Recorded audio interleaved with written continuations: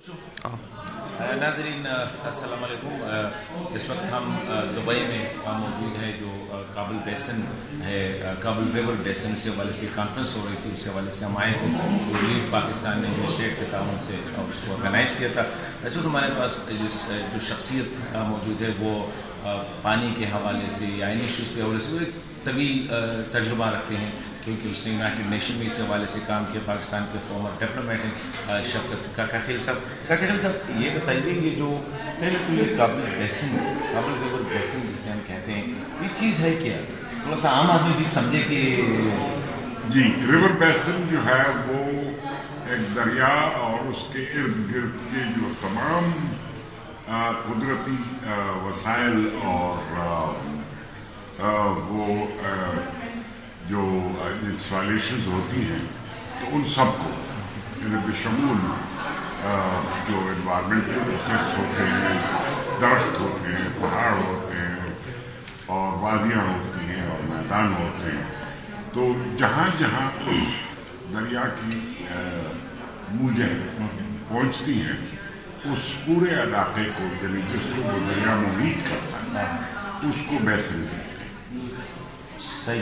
अभी ये बताइए कि ये ज़रूरत क्या महसूस हुई कि ये जो डायलॉग प्रोसेस शुरू हुए काबुल रिवर बेसन की मैनेजमेंट के हवाले से, ताकि दोनों मुल्क इसको जॉइंटली मैनेज करें, या जो भी मैकेनिज्म आए जिसके हवाले से हमने मुख्तलिफ मॉडल भी डिस्कस किए, ये ज़रूरत क्यों पेश आई इस वक्त? ये बिल्कुल, ये बहुत अच्छा सवाल है, क्योंकि सदियों से काबुल रिवर और उसके जो दो तीन और शाखें हैं वो जो है अफगानिस्तान से पाकिस्तान की तरफ आती रही हैं बगैर किसी तरद्दुद, बगैर किसी रुकावट, बगैर किसी मसले के। लेकिन अब जो मसला आता है वो ये है कि अफगानिस्तान की पॉपुलेशन जो है, आबादी बढ़ रही है। अफगानिस्तान के जो पानी की ज़रूरत है, मसलन सैनिटेशन का जो तस्वर है आज, वो पहले नहीं था। और जो ज़राअत जो है उसके जो तकाज़े वो भी ज़्यादा हो गए। कुछ क्लाइमेट चेंज का भी डर है। तो अब दोनों मुल्क जो है, जो अब तक काबुल रिवर के वसाइल को एक तरफा अंदाज में डेवलप कर रहे थे, अब उसमें ये मसला आता है कि अगर अफगानिस्तान की हुकूमत वो कसीरुल फवायद डैम जो है वो बनाए। कसीरुल फवायद यानी जिससे आबपाशी का भी काम होता है, बिजली का भी होता है। अगर सिर्फ बिजली हो तो उसका जो नाम है रन ऑफ द रिवर, कि आप उतना पानी लेते हैं जितना उसके टर्बाइन्स को चलाने के लिए काफ़ी होता है।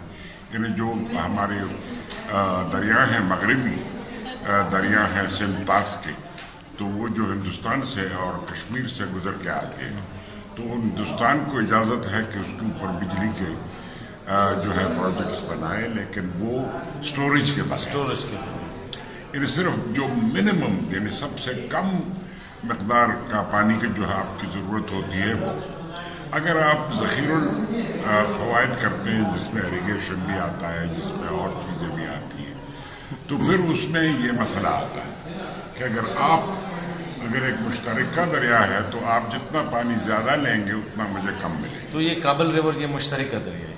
ये बिल्कुल मुश्तरका दरिया है, और ये एक अजीब व गरीब दरिया है, क्योंकि इस दरिया के जो वसाइल हैं, असेट्स हैं, वाटर फ्लोज हैं, उसमें पाकिस्तान के चित्राल से शुरू होने वाला जो दरिया है, जिसको चित्राल रिवर कहते हैं, फिर वो जब अफगानिस्तान के कुल्लू प्रोविंस में दाखिल होता है तो उसको कुल्लू रिवर कहते हैं, और जलालाबाद से कोई 40 किलोमीटर के फासले पे वो जब काबुल रिवर में शामिल होता है। काबुल रिवर उस वक्त नदी की शक्ल होती है, क्योंकि उसका सारा पानी जो है वो काबुल और जलालाबाद के बाशिंदों की ज़रूरतों के लिए इस्तेमाल हो चुका होता है।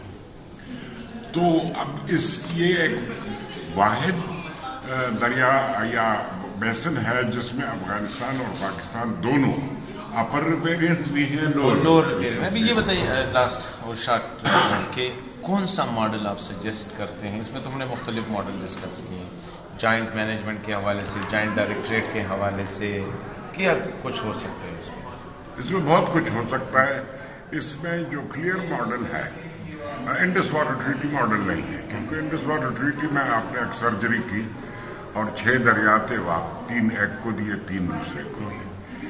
تو اس میں ایسا ماڈل چاہیے جیسے برازیل اور پیراگوائے کے درمیان کہ ایک دریا ہے جس کے وسائل کو آپ ایک بنیادی ضرورت کے لیے استعمال کریں. وہاں بنیادی ضرورت برازیل کی بجلی کی ڈیمانڈ تھی، پیراگوائے کی کم ہے. وہ برازیل نے کمال کر دیا کہ پیسے اپنے لگائے اور جو ان سے زائد بجلی ہے وہ قیمت پہ لیتے اپنے آپ سے. وہ گویا اپنی انویسٹمنٹ کے اوپر جو ہے وہ ڈبل چارج دیتے ہیں. تو اس قسم کا کوئی پروجیکٹ جو ہے جس میں جوائنٹ مینجمنٹ یا جوائنٹ کوآرڈینیشن، مینجمنٹ جو ہے یہ بہت مشکل کام ہے کوآرڈینیشن، کیونکہ مینجمنٹ میں آپ کے سارے جو ادارے ہیں ان کے قوانین، ان کے امپلائیز کے قوانین، ان کے ورکنگ آورز، تمام میں انسجام اور ہارمونی کی ضرورت ہوتی ہے. لیکن اگر آپ کوآرڈینیٹڈ مینجمنٹ کریں وہ اپنی طرف سے، ہم اپنی طرف سے، لیکن اس انداز سے کہ دریا جو ہے اس کے وسائل کا تحفظ کیا جائے اور اس کی سسٹینیبلٹی کا تحفظ کیا جائے. جی بہت شکریہ، تھینک یو ویری مچ. یہ تھے شفقت کاکا خیل صاحب. میرے خیال میں اس نے کافی جو کہتے ہیں وضاحت سے بات کی.